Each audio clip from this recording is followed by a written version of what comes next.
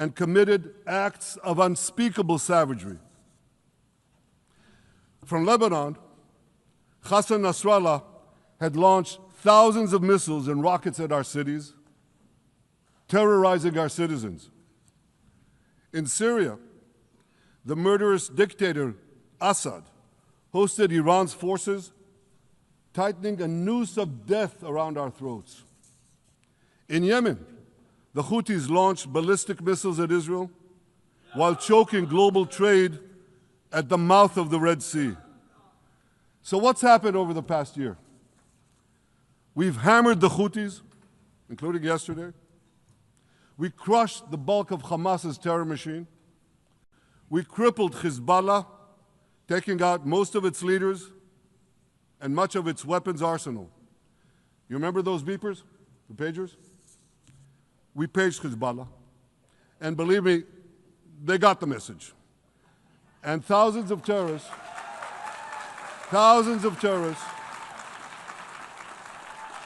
dropped to the ground. We destroyed Assad's armaments in Syria. We deterred Iran's Shiite militias in Iraq. And most importantly, and above anything else that I could say to you or that we did in this past year, in this past decade, we devastated Iran's atomic weapons and ballistic missiles programs.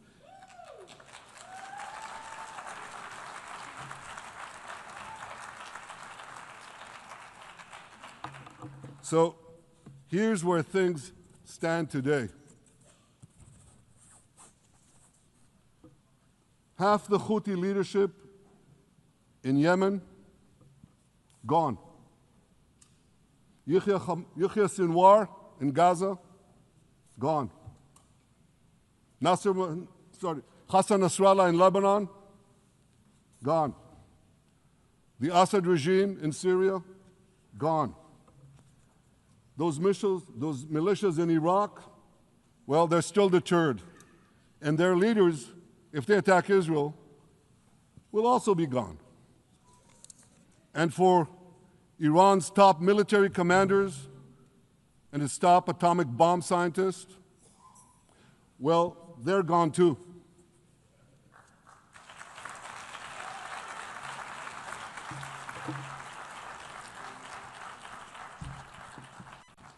Israel's 12-day war with Iran, which I renamed Operation Rising Lion, that's from the Bible. This 12-day war will go down in the annals of military history. Our daring pilots neutralized Iran's missile defenses and took control of the skies over Tehran. And you saw this. Israeli fighter pilots and American B-2 pilots bombed Iran's nuclear enrichment sites. I want to thank President Trump for his bold and decisive action.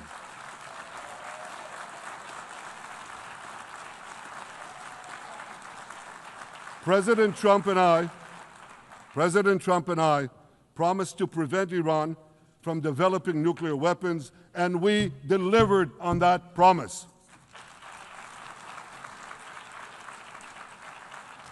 We removed an existential threat to Israel, and a mortal threat to the civilized world. We lifted a dark cloud that could have claimed millions and millions of lives. But, ladies and gentlemen, we must remain vigilant. We must remain absolutely clear-minded and vigilant. We must not allow Iran to rebuild its military nuclear capacities. Iran's stockpiles of enriched uranium, these stockpiles must be eliminated. And tomorrow, UN Security Council sanctions on Iran must be snapped back.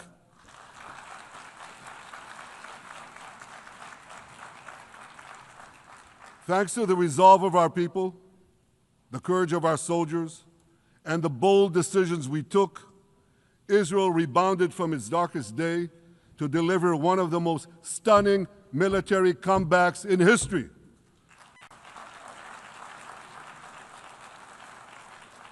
But we're not done yet. The final remnants of Hamas are holed up in Gaza City. They vow to repeat the atrocities of October 7th again and again and again, no matter how diminished their forces. That is why Israel must finish the job.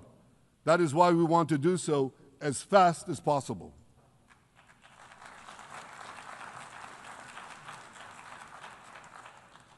Ladies and gentlemen,